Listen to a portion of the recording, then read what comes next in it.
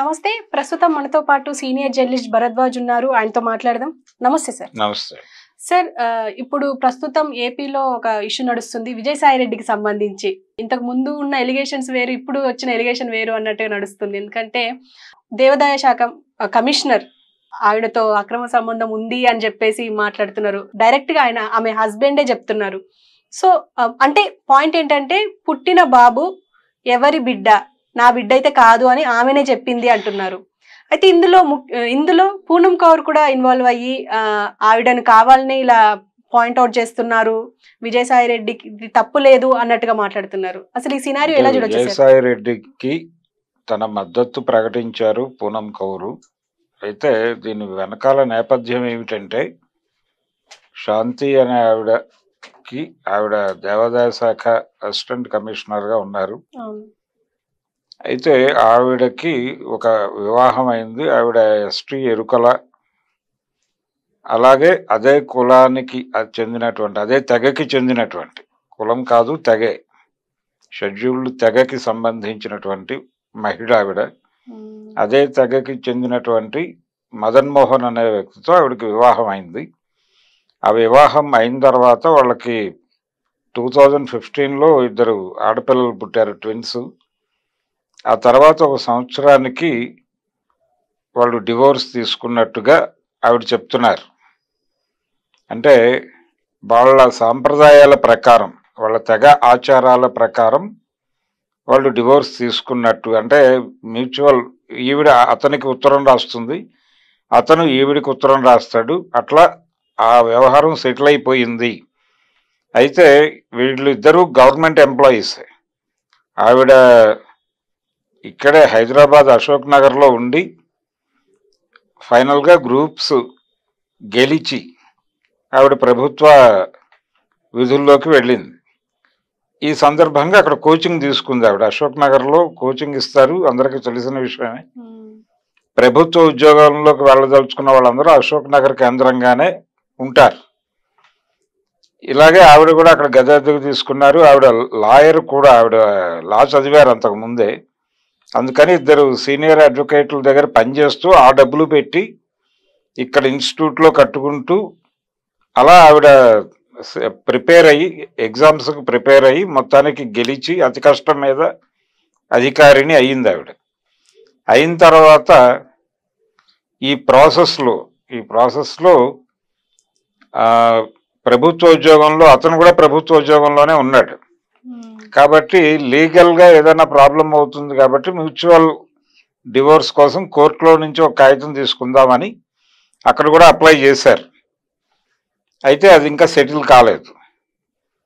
ఇది వాళ్ళ కథ. అయితే ఆవిడ వాళ్ళ తెగాచారాల ప్రకారం ఎప్పుడైతే అతనితో విడిపోవడం జరిగిందో, విడిపోయిన తరువాత ఈ ఆడపిల్లల సంరక్షణ అతను చూడాలి కాబట్టి అప్పుడప్పుడు అతనికి చూపించటము, ఈ పిల్లలను తీసుకెళ్ళి వీళ్ళ సంబంధించినటువంటి చదువు, ఇతర వ్యవహారాలకు సంబంధించి కొంత అతన్ని కూడా ఇన్వాల్వ్ చేయటము, ఇలాంటివి జరిగినాయి అనేది ఆవిడ అడ్మిట్ చేస్తోంది. శాంతి గారు అడ్మిట్ చేస్తూనే మేము డివోర్స్ తీసేసుకున్న తర్వాత వేరే వ్యక్తి రిలేషన్లోకి వెళ్ళాను, సుభాష్ రెడ్డి ఏదో సంథింగ్. అతను రెవెన్యూ తరఫున, ఏపీ గవర్నమెంట్ రెవెన్యూ కేసులు కోర్టులో డీల్ చేసేటువంటి కౌన్సిల్, ఆయనతో ఈవిడ స్నేహంలోకి వెళ్ళటము, ఆ స్నేహం పెళ్లిగా మారటము, వాళ్ళిద్దరికీ ఒక బిడ్డ పుట్టినట్టుగా ఆవిడ ఈ విషయం స్పష్టంగా మదన్ మోహన్కి ఎక్స్ప్లెయిన్ చేసినట్టుగా కూడా ఆవిడ మీడియా ముందుకు వచ్చి చెప్పారు. చెప్పేసిన తర్వాత విజయసాయి రెడ్డి గారు ఆ రెండో రోజు మీడియా ముందుకు వచ్చి, అంటే ఈ వ్యవహారంలో విజయసాయి రెడ్డి పాత్ర ఉంది. ఆవిడకి అతనితో విడిపోయిన తర్వాత మదన్ మోహన్ అమెరికాలో ఉన్నాడు, ఈవిడ ఇక్కడ ఉంది. అతను రీసెర్చ్ కోసం వెళ్ళాడు అక్కడికి, పిహెచ్డి కోసం. ఆ టైంలో ఈవిడ ప్రెగ్నెంట్ అయింది. ఆ ప్రెగ్నెన్సీకి నేను కారణం కాదు, విజయసాయి రెడ్డి అని తను ప్రస్తావిస్తూ, ఆయన పేరు ప్రస్తావిస్తూ దేవాదాయ శాఖ కమిషనర్కి మదన్ మోహన్ రాసినటువంటి లెటర్ మీడియాకి దొరకడంతో ఈ వివాదం మొదలైంది. ఎప్పుడైతే ఈ లెటర్ బయటకు వచ్చిందో ఇమ్మీడియట్ గా విజయసాయి రెడ్డి పేరు ప్రస్తావన ఉంది కాబట్టి వైఎస్ఆర్సీపీని టార్గెట్ చేయొచ్చు, ఇది అడ్డు పెట్టుకుని అనే ఉద్దేశంతో తెలుగుదేశం పార్టీకి చెందినటువంటి మీడియా అంతా కూడా, అంటే మనకి పాత రోజుల్లో సామెత ఉంటుంది, కుడిమిస్తే పండగ అని. అట్లా ఈ కాగితం దొరకగానే వాళ్ళు పండగ చేసుకోవటం మొదలుపెట్టారు, రకరకాలుగా వార్తలు రాయటం మొదలుపెట్టారు. ఈయన ఆ పిల్లవాడు ఇతని కొడుకే అనేది దాదాపు ఎస్టాబ్లిష్ చేసేశారు. అయితే వీళ్ళు మర్చిపోతున్న విషయం ఏంటంటే, ఒకవేళ ఆయన కొడుకు అయితే ఏమిటి, ఆయన కొడుకు అయి ఉండొచ్చు అనుకుందాం. ఇప్పుడు ఏదో డిఎన్ఏ టెస్టులు చేయాలని ఆ భర్త డిమాండ్ చేస్తున్నాడు, ఆ మాజీ భర్త డిమాండ్ చేస్తున్నాడు. ఓకే, డిఎన్ఏ టెస్టులు చేశారు, ఆయన కొడుకే అని తేలింది. ఏమిటి అందులో క్రైమ్ ఏమిటి? అతను ఆల్రెడీ డివోర్స్ ఇచ్చేశారని ఆవిడ చెప్తోంది. ఆ డివోర్స్ ఇచ్చిన మాట వాస్తవం కాకపోయినా ఆయన భర్తగా ఉన్నప్పటికీ సుప్రీంకోర్టు జడ్జిమెంట్ ఇచ్చింది, అది ఆవిడ ప్రస్తావించారు కూడా. శాంతి గారు ఆవిడ మీడియా ముందుకు వచ్చినప్పుడు సుప్రీంకోర్టు జడ్జిమెంట్ ఉంది కదండి, మీరందరూ అలా ఎలా మాట్లాడతారు అని మీడియాని స్ట్రైట్గా ప్రశ్నించింది ఆవిడ. ఆవిడ ఏమంటుందంటే, ఇద్దరు ఎల్డర్స్, అంటే ఇద్దరు పౌరులు, వాళ్ళు సముచిత వయసులో ఉండి, అంటే మైనర్లు కాకుండా ఉండి మేజర్లు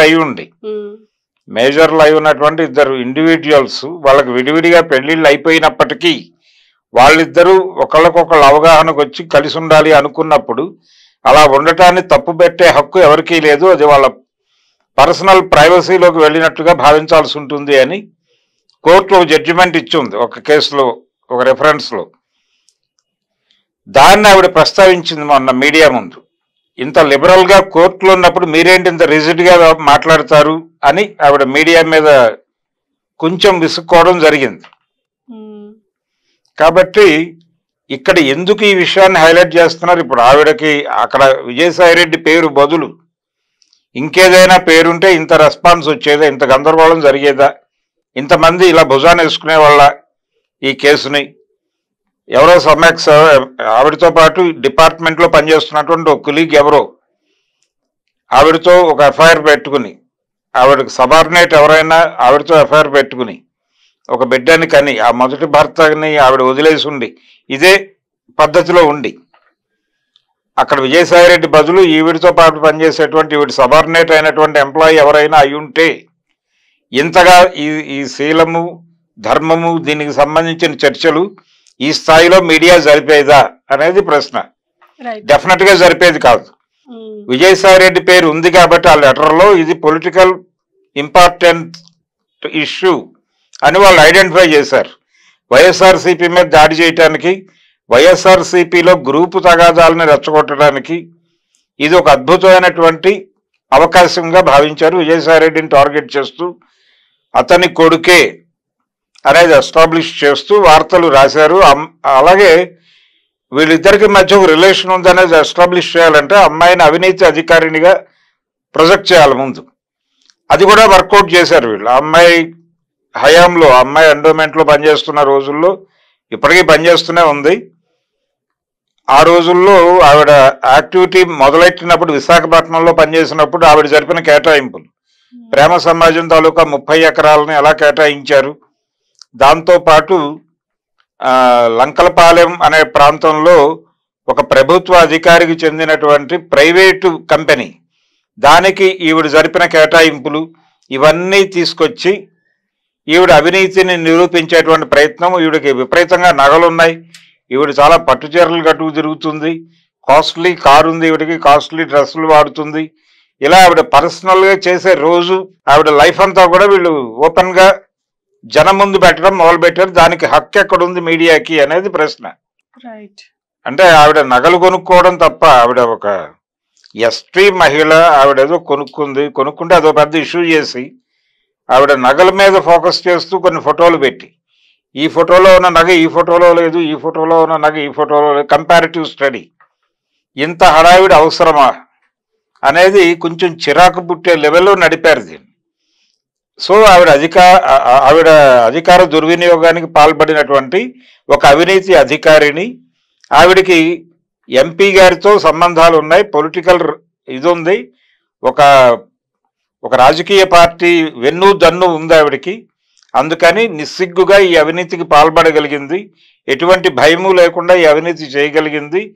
ఈ అవినీతి వెనకాల ఆయన మద్దతు ఉంది కాబట్టి ఇందులో కొంత భాగం ఆయనకు కూడా చెందుతుంది. రెండోది, ఆయనకి లైజానింగ్ ఆఫీసర్గా పనిచేసింది అమ్మాయి అనధికారికంగా అని కూడా రాసేశారు పేపర్లో.